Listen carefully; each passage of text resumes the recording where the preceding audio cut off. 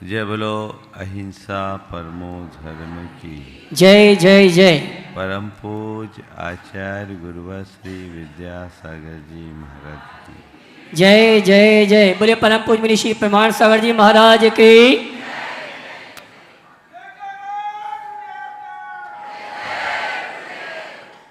सवाल सदा बहार प्रसन्न रहने का है।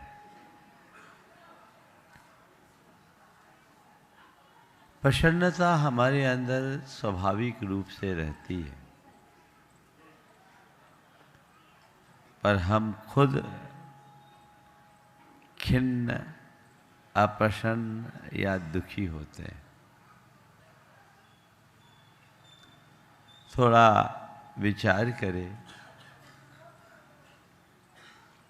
कि प्रसन्नता के लिए किसी निमित्त की जरूरत नहीं होती, पर अप्रसन्नता, खिन्नता या क्षोभ हमेशा किसी न किसी निमित्त के वजह से होती है।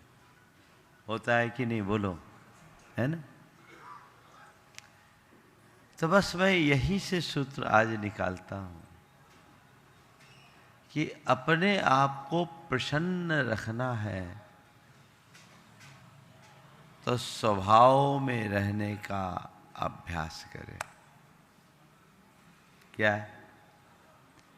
स्वभाव में रहें। और स्वभाव में रहने के लिए क्या करें? प्रभाव से बचे। हम प्रभाव में आ जाते हैं तो स्वभाव खो जाता है, विभाव आ जाता है, और जहाँ विभाव आता है वहाँ फिर दुख आता है, वहाँ क्षोभ आता है, वहाँ अशांति आती है, वहाँ अप्रसन्नता आती है। अपने अंदर वो भाव भूमिका हम सबको जगाने की जरूरत है।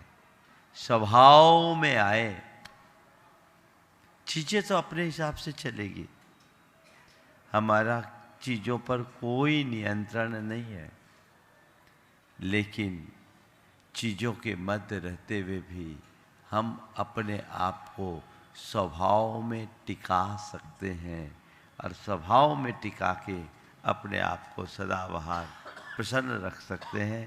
4 बातें आज आप सबसे करूंगा। कोई आदमी सो रहा, गाढ़ निद्रा में, और सपने में देखता है कि जिस घर में वो रह रहा है उसमें जोरदार आग लग गई।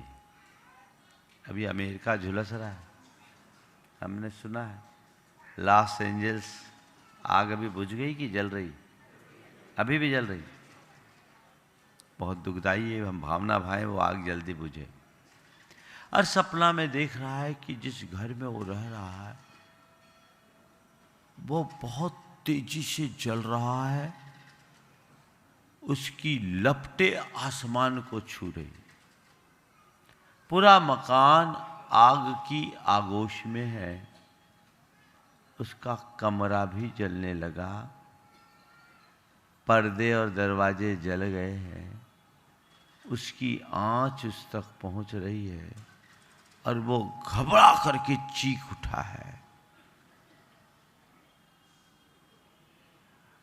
मैं आपसे पूछता हूं, उस आग को बुझाने के लिए कितने बाल्टी पानी की जरूरत है? बोलो। हाँ, पानी की जरूरत है क्या? क्या जरूरत है? एक बूंद भी पानी की जरूरत नहीं है। आवश्यकता है उसे झकझोर कर जगाने भर की। एक बार जगा दीजिए, आग अपने आप बुझ जाएगी, है ना? हमने एक बार जगा दिया, आग अपने आप बुझ गई। क्यों? वो आग थी ही नहीं। क्या था? सपना था, है ना? वो आग नहीं थी, सपना था। तो जब तक वो सपने में था, नींद में था, वो आग को देखकर घबरा रहा था। जाग गया, इधर उधर देखा, सब कुछ ठीक है, ये तो सब सपना है ना। सारा दुख दूर। जो कुछ पल पहले चीख रहा था, उसके चेहरे में भी मुस्कान है। अब बड़ी राहत है। ठीक है, सब कुछ ठीक है, ये तो सपना था, है ना। तो पहला सूत्र, ये सब सपना है। ये मान के चलो, सपने में कोई राजा बन जाए तो खुशी नहीं, और रंक बन जाए तो दुख नहीं। राजा बने तो खुश सुखी नहीं, और रंक बन जाए तो दुख नहीं। क्यों? क्योंकि ये सपना है। संत कहते हैं दो प्रकार का सपना है, एक बंद आंखों का सपना, एक खुली आंख का सपना। बंद आंख के सपने को सपना समझने में हमें विलंब नहीं होता, लेकिन खुले आंख के सपने को हम सपना मानने को राजी नहीं, इसलिए व्याकुल है। हर पल सपने में जी रहे हैं, और सपना में जी नहीं रहे हैं, सपने ही गढ़ रहे हैं। ये हमारे दुखों का सबसे बड़ा कारण है। जो अध्यात्म दृष्टि से संपन्न लोग होते हैं, उनके लिए ये सब चीजें कोई ज्यादा मूल्यवान नहीं होती।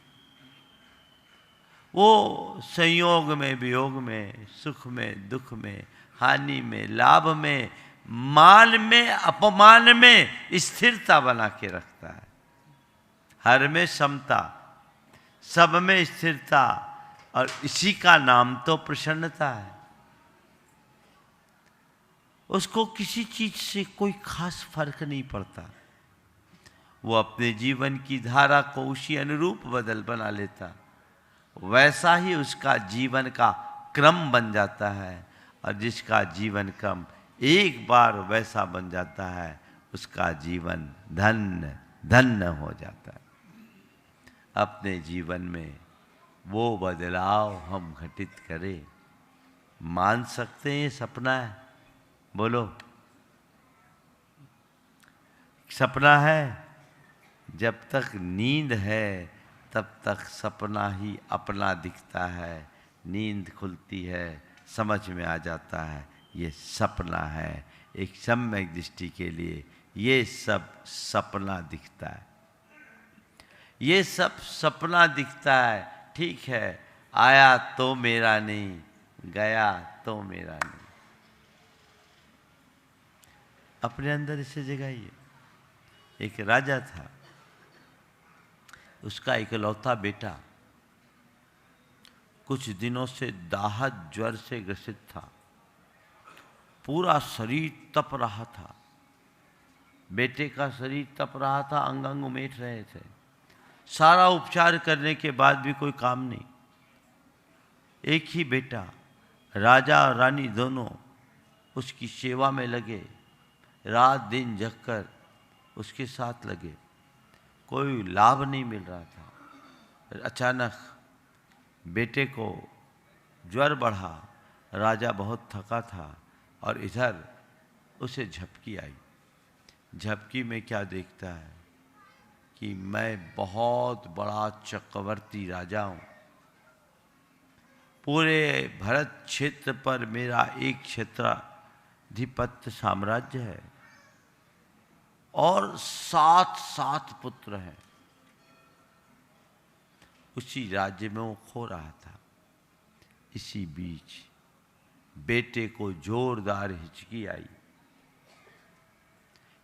आई और वहीं उसके प्राण निकल गए। बेटे के प्राण निकलता देख रानी चीख पड़ी और रानी की चीख सुनकर राजा की तंद्रा टूटी। वो जगा, देखा बेटा मर चुका था। जैसी बेटे पर दृष्टि पड़ी वो जोर जोर से हंसने लगा। रानी ने कहा, ये क्या पागलपन, इकलौता बेटा, अपने कलेजे का टुकड़ा, अपने जी का लाल आंखों के सामने चल बसा और आप ऐसे हंस रहे हो। राजा ने जो बात कही वो ध्यान देने योग्य है। उसने कहा, मैं इसीलिए तो हंस रहा हूँ, किसके लिए रोऊं, इस एक के लिए रोऊं या उन 7 के पीछे रोऊं। जब वो 7 थे तो ये एक नहीं था, जब ये एक है तो वो 7 नहीं है। अभी मैं उन 7 के साथ था, अब ये एक के साथ हूँ। मैं किसके लिए रोऊं, मुझे तो हंसी आ रही है।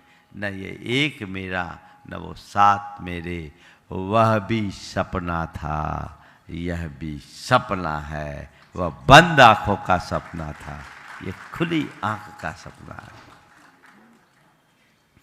जिस दिन ऐसा विश्वास जम जाएगा फिर तुम्हें कुछ भी चीजें प्रभावित नहीं करेगी। स्वभाव की दृष्टि जगेगी, सबका प्रभाव छूट जाएगा। दूसरी बात, ये सब एक नाटक है, इसे एक नाटक की तरह देखे। कहीं कोई नाटक होता है,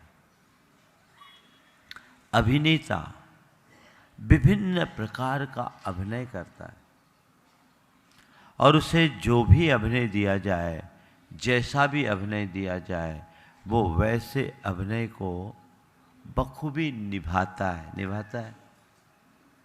जो दर्शक होते हैं वो उसके अभिनय से प्रभावित होते हैं और कई बार तो रोने भी लगते हैं। जो दृश्य सामने है वैसा मन में आता है। अभिनेता को यदि राजा का रोल मिलता है तो वो राजा का रोल निभाता है, और कभी भिखारी का रोल मिलता है तो वो भिखारी भी बन जाता है। और ऐसा भिखारी कि देखने वाले का हृदय द्रवीभूत हो जाए। लेकिन उस अभिनेता को कोई फर्क नहीं पड़ता, क्योंकि वो अपनी वास्तविकता को जानता है। वो जानता है कि राजा भी मेरा स्वरूप नहीं और ये भिखारी भी मेरा स्वरूप नहीं, ये केवल रोल है। मैं तो रियल में क्या हूं मुझे पता है। राजा भी रोल और भिखारी भी रोल। मैं तो जो हूं सो हूं, उसे अपनी रियलिटी का पता होता है। दर्शक रो रहे हैं, खुश हो रहे हैं, पर उसे कोई फर्क नहीं। वो तो अपनी बस भूमिका निभा रहा है। क्या निभा रहा है? भूमिका निभा रहा है। जो है सो है, मुझे अपनी भूमिका निभानी है, सो मैं निभा रहा हूं। बोलो, किसी अमिताभ बच्चन जैसे सुपरस्टार को अगर कभी भिखारी बनना पड़े तो भिखारी बनता है कि नहीं बनता है? हाँ? लेकिन अपने आप को भिखारी मानता है क्या? दर्शक रो रहे हैं क्योंकि उनको भिखारी दिख रहा है, और उस अभिनेता को क्या दिख रहा है? केवल अपना किरदार दिख रहा है और कुछ नहीं। जीवन का एक बहुत बड़ा सत्य है, इसे पहचानो। तुम जो दिख रहे हो वो तुम नहीं हो, वो तुम्हारा किरदार है। वो तुम्हारा रोल है, वो तुम्हारी भूमिका है, उसे निभाओ, लेकिन अपनी असलियत को हमेशा सामने रखो। मैं कौन हूं, मेरा क्या है, ये जानो, इसे पहचानो, जीवन की धारा पलट जाएगी। ये रियल है या रोल, इसे पहचानो। अमीर हूं तो ये भी मेरा रोल है, गरीब हूं तो ये भी एक रोल है, रूपवान हूं तो ये भी रोल है, और कुरूप हूं तो ये भी रोल है, विद्वान हूं तो ये भी एक रोल है, और मूर्ख हूं तो ये भी एक रोल है, अच्छा हूं तो भी एक रोल है, बुरा हूं तो भी एक रोल है, ख्याति है तो ये भी एक रोल है, बदनामी है तो भी एक रोल है। मैं जो हूं सो हूं, न मैं राजा हूं, न रंक हूं, न अमीर हूं, न गरीब हूं, न रूपवान हूं, न कुरूप हूं, न पंडित हूं, न मूर्ख हूं, न अच्छा हूं, न बुरा हूं, न प्रमत्त हूं, न अप्रमत्त हूं। मैं जो हूं सो हूं। बोलो, ये बात जिसके अंतरंग में बैठती है वो कभी दुखी हो सकेगा? बोलो, हाँ? और जो मैंने अभी बताया ये बात सच है कि झूठी? बोलो, सच है ना? तो इस सच को स्वीकार करने में हिचक क्यों? क्यों? ये रोल है। और एक बात, आज बॉलीवुड में तो अगर किसी पिक्चर में किसी अभिनेता को कोई रोल लेना है, फिल्म साइन करना है नहीं करना है, ये उसकी मर्जी पर निर्भर करता है। डायरेक्टर उसे रोल देता है, स्क्रिप्ट पढ़ता है, देखता है ये रोल मुझे करना है कि नहीं करना है ना।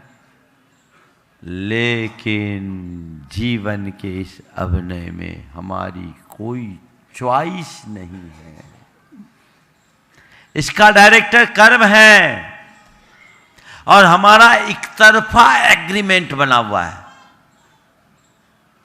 वो जो रोल देता है हमें वही रोल करना पड़ता है, और वो हमसे करवा भी लेता है। हंस के करो तो और रो के करो तो, एक इंद्री से लेकर पंचेंद्री तक, निगोद से लेकर मनुष्य तक जो रोल देता है वो रोल निभाना पड़ता है। अभी तक हम वही करते आए हैं, करते आए कि नहीं? आगे भी करना पड़ेगा। बस एक सुविधा दे रखी है, जो रोल को सही तरीके से निभा लेता है उसका आगे का रोल खत्म हो जाता है, और जो रोल निभाने में थोड़ी बहुत गड़बड़ करता है उसे रोज नया नया रोल मिलता है। समझ गए? हम लोग रोल ही तो करते आ रहे हैं। बस तटस्थ हो जाओ, रियल को जान जाओ और रोल को रोल की तरह जियो, फिर दोबारा कोई रोल नहीं मिलेगा। क्योंकि जो रियल की तरह जीता है, रियल को समझ करके जीता है, उसके अंदर राग द्वेष नहीं होते, और राग द्वेष नहीं होते तो नया कर्म नहीं बनता, और नया कर्म नहीं बनता तो नया रोल नहीं मिलता। ये चक्र है। लेकिन रियल से अनभिज्ञ रहने के कारण, रोल को ही रियल समझ लेने की भूल के कारण हम लोग क्या करते हैं? उलझ जाते हैं। राग द्वेष करके नए कर्म का बीज बो लेते हैं, और नए कर्म के इस बीजारोपण से ही हमारी संस्कृति फलती है। ये संसार आगे बढ़ता है। सब नाटक है, इसे समझो, गुरुदेव की बड़ी सार्थक पंक्तियां हैं। ये सारा का सारा संसार है एक विचित्र नाटक, तो इसमें भांति भांति के रूप धर भाग ले। ये सारा का सारा संसार है एक विचित्र नाटक, तो इसमें भांति भांति के रूप धर भाग ले, परंतु भूल करके भी इसमें क्षण भर को भी न अटक। ये सारा का सारा संसार है एक विचित्र नाटक, तो इस नाटक में ना अटक।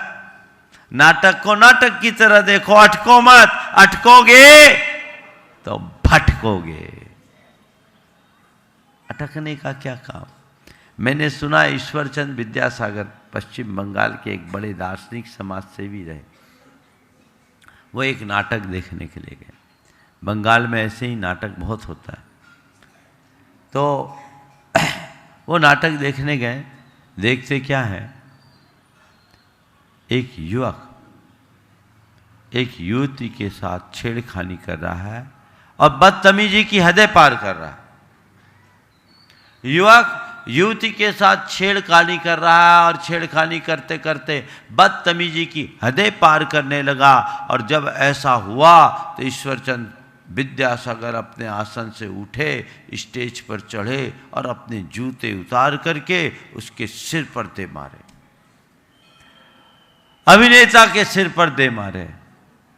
सब तरफ खलबली मच गई, ये क्या हो गया, रंग में भंग। लेकिन अभिनेता आया, उस जूते को अपने सिर पे रखा,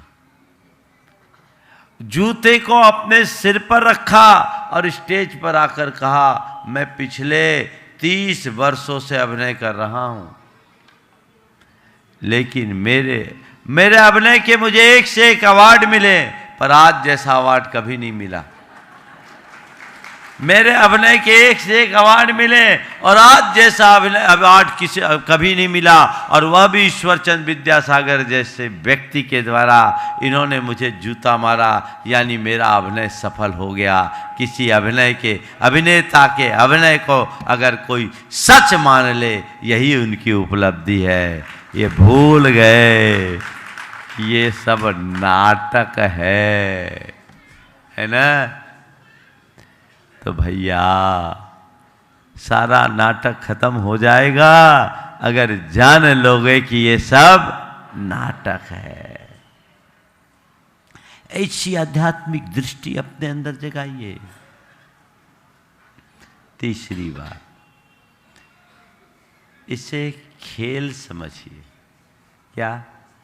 इस संसार को एक खेल के रूप में देखिए। खेल के रूप में क्या? जब कोई खेल होता है, खेल खेला जाता है और खेल में 2 टीमें होती हैं, एक जीतता है एक हारता है। कभी जीतने वाला हार जाता है, कभी हारने वाला जीत जाता है, एक क्रम चलता है ना। तो जब कोई खिलाड़ी होता है, खेल खेलता है, कोशिश करता है कि मैं जीतूं और अपना सर्वस्व लगा देता है, लेकिन जीतने के बाद कई बार ऐसा होता है कि सारी शक्ति लगाने के बाद भी जीतने की जगह हार मिलती है। तो क्या करता है? सुसाइड करता है, रोना रोता है। हाँ, क्या करता है? भैया ठीक है, ये खेल है, कभी जीत कभी हार। दर्शक भले माथा फोड़ी कर लेते हैं, वहां खिलाड़ी का विकेट आउट होता है, इसका दिमाग टूटता है, होता है ना। कई बार तो लोग टीवी फोड़ देते हैं, है ना। ये माथा फोड़ी क्यों? वो तो अपने पेवेलियन में आके आनंद से बैठ रहा है और जीतने वाली हारने वाली टीमें एक साथ पार्टी मना रही। तुम क्या कर रहे हो? है ना। हाँ,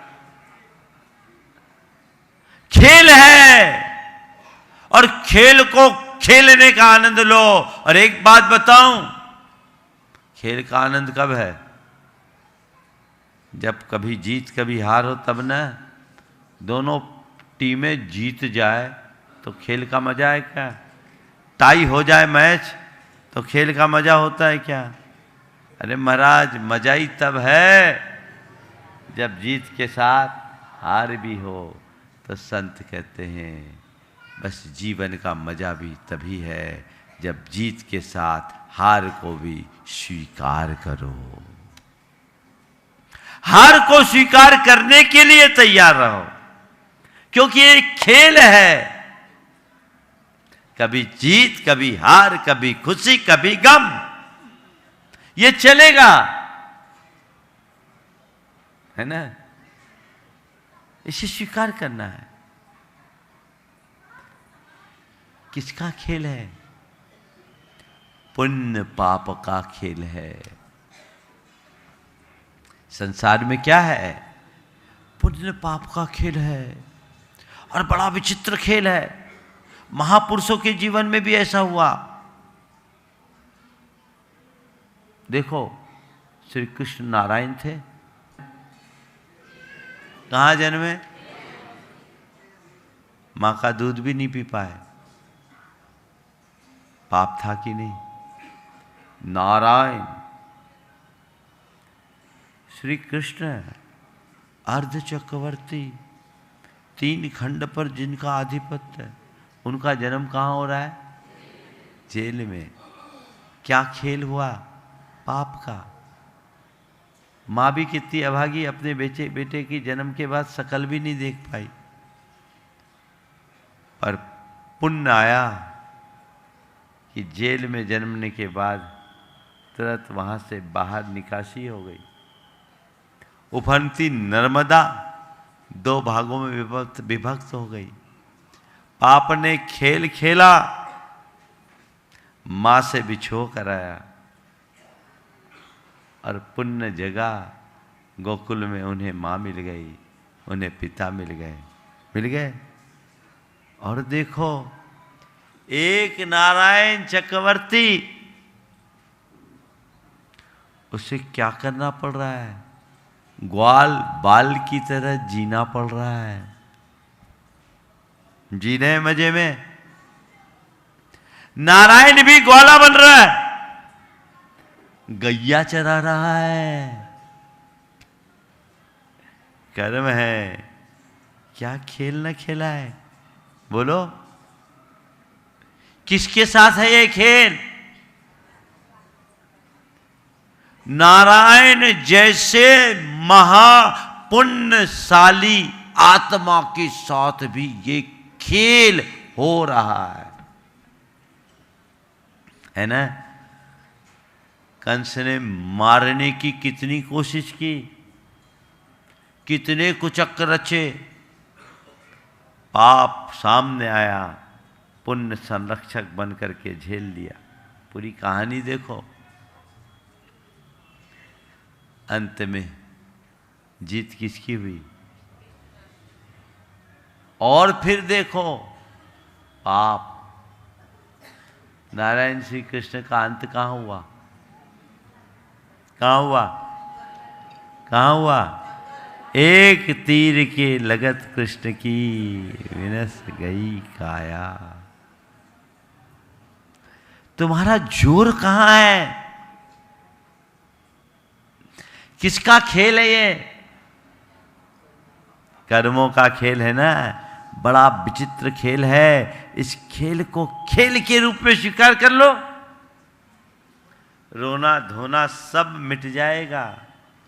देखो, श्री कृष्ण नारायण थे, उनके 6 दिन के बेटे का अपहरण हो गया, प्रद्युम्न का।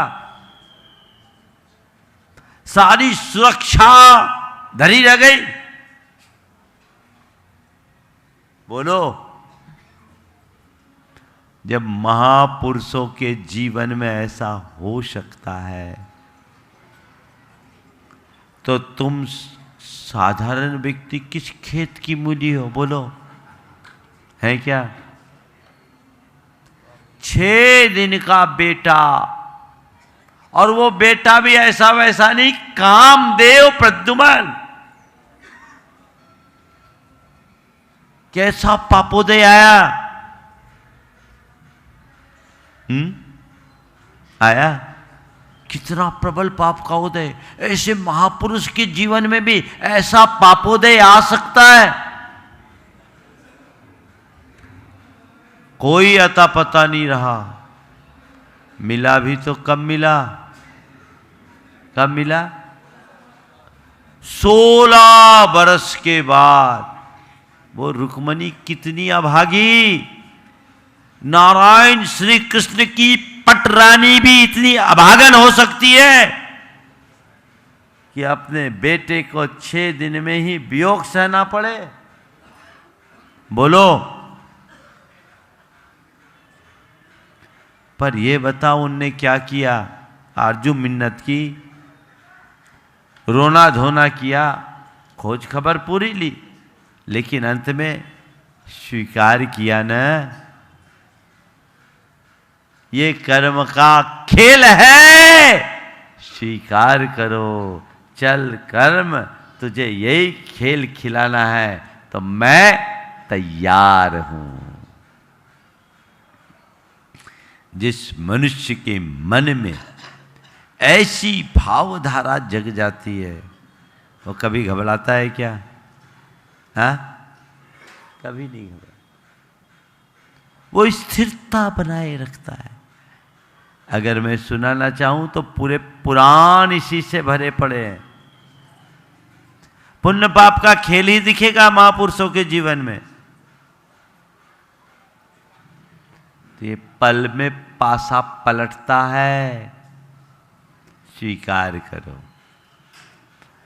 और ये बात अंदर आ जाए, अच्छा है तो भी पुण्य का योग है, बुरा है तो पाप का प्रकोप है।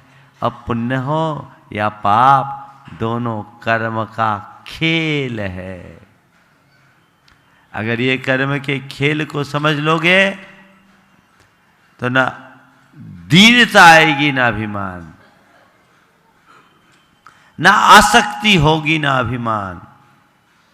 जीवन में स्थिरता बनी रहेगी। पल पल में खेल बदल सकता है, इसलिए इसे जानो, समझे।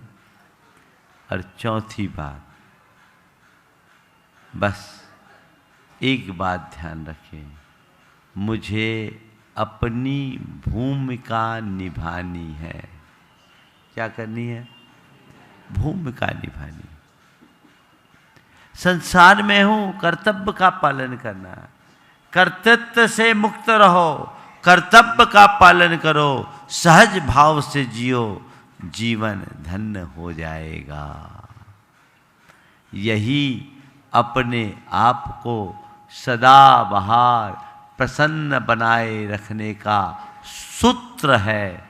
यदि हमने इसे आत्मसात कर लिया तो हम कभी भी दुखी नहीं होंगे। कर्म का उदय, अंजना के साथ कितना कर्म का उदय आया। क्या किया उसने? अपने आप में स्थिरता पाई कि नहीं? पति के घर से निकाल दिया गया, पिता के घर का द्वार बंद हो गया, कहाँ चले गई? जंगल। और पेट में कौन है? कामदेव, हनुमान, तद्भव मोक्षगामी। बताओ, ऐसा पुण्यशाली जीव माँ के पेट में आया और इतनी विपत्ति लेकर आया। लेकिन जिसे जीवन की वास्तविकता का बोध होता है वह कभी घबराता नहीं। बस हमें अपनी भूमिका निभानी है, कर्तव्य के भाव से जीना है, कर्तृत्व की बुद्धि से मुक्त होना है। कर्तृत्व और भक्तित्व और स्वामित्व, ये 3 ऐसी भावनाएं हैं जो हमें अहंकारी बनाती है, जिससे हमारे अंदर अप्रसन्नता आती है। इस सब से अपने आप को मुक्त करके यदि हम कर्तव्य के भाव से अपना काम करते हैं, हमारा जीवन सफलीभूत होता है। सबका जीवन इसी तरह सफल बने, सभी सदाबहार प्रसन्न बने रहे, ये प्रयास आप सबका होना चाहिए। बंधुओं, बोलिए परम पूज्य आचार्य गुरुवर श्री विद्यासागर महाराज।